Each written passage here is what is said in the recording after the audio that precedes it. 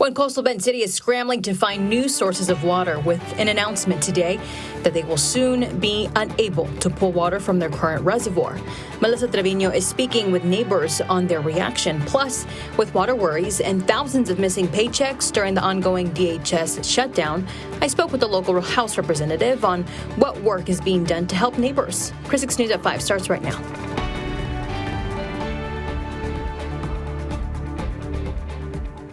Thank you for joining us. I'm Clara Benitez Cortez. We start tonight with news out of Three Rivers. According to the city of Three Rivers, inaccurate water projections are causing the city of Corpus Christi to release more water from Choke Canyon to Lake Corpus Christi. The city says, quote, "This is a change from what was previously communicated by the city of Corpus Christi to the city of Three Rivers as recently as January of 2026, end quote. The city of Corpus Christi has responded to these allegations by the city of Three Rivers, stating, quote, "There have been no operational changes in the city of Corpus Christi's management of Choke Canyon Reservoir. The water projection models are accurate, and the city of Corpus Christi is in full compliance with all water rights issued by TCEQ." Now, this all comes after Three Rivers says they were previously told they wouldn't run out of water until 2027. Neighborhood News reporter Melissa Trevino spoke with Three Rivers city administrator about the latest changes to the small community's water supply. We know everybody's in hard times right now. We're not the only city. There's other cities below us that are in the same position, and that's why we've been working constantly around the clock. Officials add they've been preparing for this possibility, ensuring their existing well system is ready to step in. City leaders say they are now moving quickly, working to bring additional water sources online and coordinating with state regulators to meet requirements.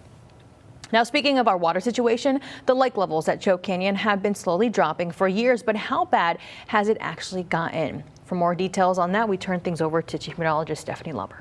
Yeah, Claudia, there are some terms that we need to become familiar with so we can understand what the water situation is at Choke Canyon. So let's take a look at what's currently happening over at Choke Canyon. So obviously, this is a reservoir that sits near the city of Three Rivers and in northern Live Oak County across the county line into Duval County. So at Choke Canyon, we have a couple of terms to know. What is an inactive pool and what is a dead pool? Because we're getting close to both of those numbers here. Current water level sitting at 179.28 feet on average today, and it's been around 180 for the past 3 months. But at this point, the inactive pool is going to be the level at which we pretty much are going to struggle to get any water, whether we is the city of Three Rivers or the city of Corpus Christi. It's going to be very difficult for water to flow out at that point at the inactive pool water height. Once we get to the dead pool, 136.4 feet, that's exactly what it sounds like. No water is coming over the dam at that point because the water level is just not high enough. So at this point, 179, not too far away, but we've kind of been in that neighborhood for about 3 months to this point. And it's not hard to see why. Take a look at last Thursday's update from the drought monitor. We are seeing just increasing areas of drought. So it's hard to get water into the reservoir when there isn't any water falling within the watershed. And we have these dry soils that absorb what does. So I'll tell you whether we have any rain in the forecast and if there's a silver lining on the way ahead. I was the first one to sound the alarm back in Washington because I thought this was a national security problem. And the White House came down, they got the message. I hear there's going to be an announcement this week of some federal funds coming down for one of the desal plants that has been proposed. So we're looking forward to it. In an exclusive interview with Congressman Vicente Gonzalez earlier today, he tells me there will be an announcement this week regarding funding coming from Washington, D.C. to help with our water crisis. We'll be sure to keep you updated. And the Corpus Christi City Council is tackling major water issues tomorrow. The agenda includes a potential water sale agreement with Aquatech at the CC Polymers plant. Council members will also consider updating the drought contingency plan to exempt medical services and private wells from certain restrictions. Leaders will also get a water supply briefing and discuss groundwater rights in the Evangeline Aquifer. After a 4-month search, the city of Mathis has a new police chief. John Matt Jones brings more than 2 decades of law enforcement experience to the job. He previously served as lieutenant and sergeant in Brownsville. Jones says his first 100 days, he will focus on recruitment and improving emergency response times. Jones will be sworn in at City Council tonight at 7. Investigators are searching for a group of kids who may be to blame for starting a large brush fire near Sinton. It happened Saturday night near State Highway 89. Fire officials say that fire left 28 acres scorched. San Patricio County Sheriff Oscar Rivera says they believe kids playing with fireworks may have started the blaze. Once they're found and identified, they could face charges depending on their age. ICE agents have now been deployed to 14 major airports across the United States to help with TSA during the ongoing DHS shutdown. President Trump spoke on the agents being sent to airports earlier today, specifically on if they could be wearing masks or they should be wearing masks. Here's what he had to say. Then I saw today there was some masks on. I didn't think the masks were appropriate. I put out a statement and I asked them, would it be possible to take off the mask? Because they should wear a mask when they're dealing with the murderers and the thugs let into our country. Adam Beam has more details on the impact and role that ICE agents will have at airports across the country.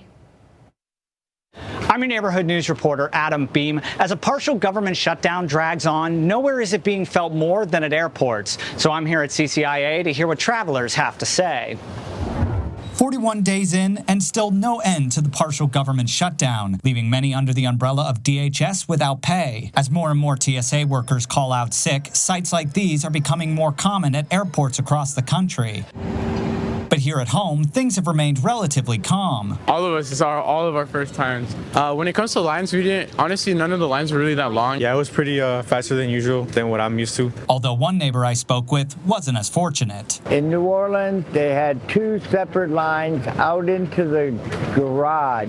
We're talking a 2 hour and 20 minutes to get from when I got my ticket to get to TSA. Now, no one I spoke with wanted to comment on the presence of ICE at airports, including Lacey Guzman. However, a statement from CCIA confirms there is currently no immigration enforcement activity at this time. Reporting from CCIA, I'm Adam Beam for Chris 6 News. Adam, thank you. I also asked Congressman Vicente Gonzalez on his thoughts about the partial government shutdown earlier today. Congressman Gonzalez says he was one of the 6 Democrats to vote for the original package that funds the Department of Homeland Security. After that vote, he received a lot of backlash because people were upset that ICE was getting any funding at all. Now, with that bill at a stalemate, I asked him what he thought about ICE helping TSA agents at the airports. I just don't believe that they're trained to do that work. I don't know what they're going to do, how fast you can train them to do the work that TSA is doing. But what I do think we need to do is pass a funding bill, hopefully this coming week, that funds DHS for a year, carve out the ICE portion of it because they already have $70 billion that they received last year, and get everybody else to work and paid. FEMA, Secret Service, and the U.S. Coast Guard are also not getting paid right now. A Kingsville family is searching for answers after a mother and her 7-year-old autistic daughter were detained by ICE agents. It happened at the checkpoint in Sarita on March 14th. On their way home from a baby shower in Ravenville, Tanya Warner, a Canadian national, and her daughter, Ayla Lucas, presented their documents to ICE agents before being detained. They are now currently in the Dilley Processing Center. We spoke to Tanya's husband, Edward Warner, about the situation. I want to know why she's being held at all. I want to know why she's been moved to this new detention center, but they haven't processed her in yet. Chris 6 News has reached out to ICE for more information, but have not heard back. Global Affairs Canada provided a statement, and you can read it in full on christv.com. We'll continue following the story and bring you updates as we learn more. Well, 2 people were killed in New York today when Air Canada airplane collided with a fire truck while landing. Both of the pilots were killed. 41 passengers and 2 people on the fire truck were transported to the hospital, some having serious injuries. The fire truck had received clearance to cross the runway before then being told to stop. The truck did not stop, resulting in the crash. The airport was closed until 2 p.m. today. And the war in Iran continued throughout the weekend. Earlier this morning, President Donald Trump announced what he says were very productive talks between the United States and the Middle Eastern country. In a social media post, the president says that because of these talks, attacks on the Iranian power plants will be stopped. We have had very, very strong talks. We'll see where they lead. We have major points of agreement. I would say almost all points of agreement. We'll at some point very, very soon meet. We're doing a 5-day period. We'll see how that goes. And if it goes well, we're going to end up with settling this. Otherwise, we'll just keep bombing our little hearts out. Tehran is denying any talks with the United States. Israel has said that they will continue their strikes on Iran. The ongoing conflict in the Middle East has caused gas prices to rise over the past month. According to Gas Buddy, while the prices for a barrel of oil dropped when the markets opened this morning, the average price for a gallon of gas in the United States ticked up to $3.94. Meanwhile, here in Texas, the average stayed steady at $3.61. And here in Corpus Christi, we have some good news as the average continues to fall down, now to $3.49. With spring break being over, the Texas Department of Transportation will resume work on the eastbound SH 358 exit ramp on Airline Road. The exit ramp will be closed Monday through Friday, 9 a.m. to 4 p.m. as TxDOT workers continue to carry out the ramp reversal project. TxDOT reminds drivers to slow down, watch for posted signs, and stay alert. There's also a closure starting today over in Three Rivers. Contractors are implementing intermittent closures and ramps and adjacent lanes on I-37 from US 281 to US 59 in Live Oak County for the next 2 weeks. As mentioned, it is important that drivers stay aware while driving. If you use SNAP to buy groceries, what you can buy may soon be changing. I'll share the details next. You're watching Chris 6, part of the Scripps News Group. Well, if you use SNAP benefits to buy groceries, you'll want to listen to this. Starting April 1st, you won't be able to buy candy or sugar drinks with your Lone Star card. It's part of a new state law that passed last summer. Those excluded items including gum, taffy, nuts, and raisins, and sweetened drinks with more than 5 grams of sugar. HEB has already posted signs warning shoppers of the upcoming changes. An Orange Grove veteran was welcomed into his new home today. This is Justin Rilcom's new home. But it's not just your typical home. It was made just for him. The Marine Corps veteran was wounded while serving in Afghanistan back in 2008. Today, the nonprofit Help a Hero built and gifted him this new home where there were very special moments for him. So I think if one deserves, we all deserve. If that's, that I don't especially deserve something better just because I got injured over there, Help a Hero is a nonprofit that builds adaptable homes for wounded veterans. So far this year, they've gifted 58 homes.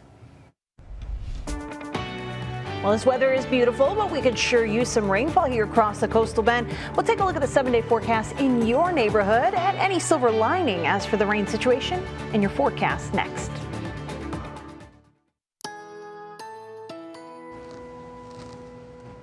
Hey there, happy Monday. We are looking at a beautiful blue sky here across the coastal bend, specifically over SPID, where a lot of folks are making that ride home this evening, 5:16 your time right now. And the situation in your neighborhood looks like this. 83 right now at the airport with a southeast wind at 16 miles per hour. A few clouds out there. You'll notice a couple more clouds than what we've seen over the weekend on this Monday. That is a really good sign. It's a small gesture of goodwill from the atmosphere to let us know there's a little more water above our heads right now, which is the first step to getting some rain in the forecast. So 89 is a hot temperature for March in Beeville, 89 at 11 mile per hour wind. Going to assume that direction is also from generally the southeast, as is the case across most neighborhoods. Alice also feeling the warmth at 89, Hebronville at 88. The coolest temperature around, if we can call it that, 75 right off the water there in Port A. So here's how our summary for the day shapes up in Corpus Christi at the airport, waking up to 57 degrees and topping out at 84. So while this isn't too far off for the morning low temperature, we have just gotten to those upper 50s, lower 60s around the area. It's the afternoons that are warmer than we'd normally expect for this time of the year, which isn't necessarily a problem. We enjoy it. The problem comes when we have hot temperatures like this. That is not good for the water situation that we're in. We get increased evaporation, and overall, we need some rainfall in the mix. But I've got a silver lining to that regard coming up in the forecast.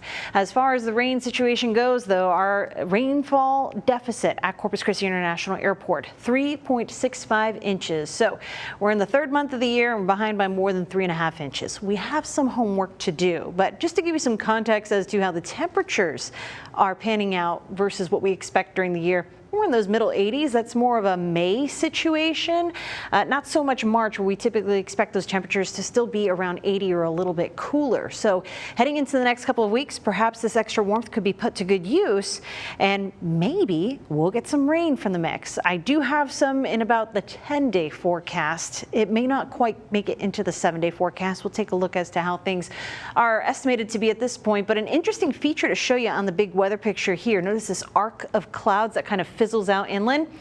That's a sea breeze, y'all, and it's a sign that we're starting to get a little more water in the atmosphere. And there's also green on the radar. It's just off the coast in the Gulf. We're also in springtime, a transition season where weather systems try to make it to Texas and ultimately fizzle out, like that red and blue stationary boundary there. But at this point, at least we're not sitting directly under high pressure. That is something that is starting to break down. More cloud coverage making it into the panhandles of Texas and Oklahoma is a sign the big weather picture is evolving. We can start getting into a kind of pattern where rainfall is even possible at this point. But to get that, we need some water in the air above us. So that small margin, a few extra clouds in the sky, enter here into the skits. We are looking at humid conditions, dew points that are hanging out in the 70s for the most part during the afternoon. During the overnight period when we cool down, that's why you'll see some fog tomorrow morning, and we'll have some foggy mornings to contend with, but during the afternoon it gives a little more of that humid feeling out there. And eventually, if we can keep this trend going, that may translate to a little bit of rainfall.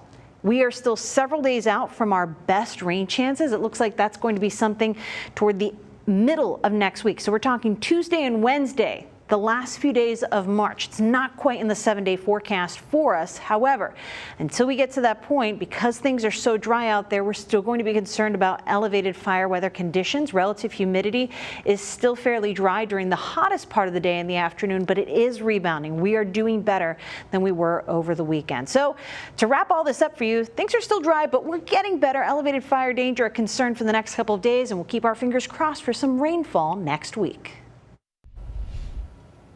All right, Steph, thank you so much. While it may be dry here, the same can't be said for Hawaii. The island state has been seeing the worst flooding in decades over the past few days. Hundreds have been rescued from the flash flooding in the island of Oahu. Thousands more are under evacuation orders. Officials say that no one has been killed, but buildings and airports have been damaged.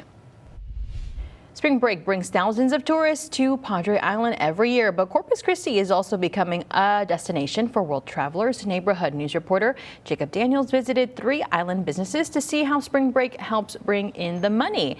The shops say the last 2 weeks have been packed with families. Island businesses count on this kind of draw to keep their doors open. The last 2 weeks of spring break have been really busy. We've been seeing a lot of tourists from all over the country coming in and shopping here, and it's just been great to see everybody come in and be able to shop for whatever they need for the beach. Well, even as the peak crowds head home, businesses say the busy season does not have an off switch. Well, did you know that using artificial intelligence on your resume could actually be hurting your chances to land a job? That report comes from a survey of hiring managers. They say that a growing number of applicants are submitting AI-optimized resumes, leading to them needing to spend extra time to verify a candidate qualifications. Apple has released a new security feature for their devices, but you probably won't notice it. It's called background security improvements and will deliver small fixes without waiting or asking for full updates. The security patches a variety of systems such as Safari. This feature can be turned off on your settings.